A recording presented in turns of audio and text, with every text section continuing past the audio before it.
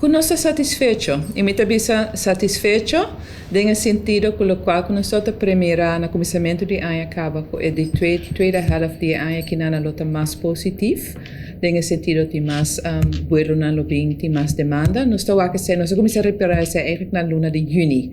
Juni é echt cresce comparado com a luna promete ser e também comparado com a recovery na 2019. Dus juli augustus está muito bom, é bonita tata como tem a bubble entre Israel e Caribe of Bonaire com Aruba, Sint Maarten. Depois também é feito com a categoria risk Holanda, zij também a pick-up a nós todos assim hopi mais melhor como destino também. Dus botawak echt é fruta na hopi lihe. Pero botawak também, precisamos de vista nós está satisfecho. Botawak toch na setembro comparado com augustus bawak eta baja trelbe um tiki, não tem vakanties não. Aí na claro nós não tem algo mané North Sea Jazz na setembro.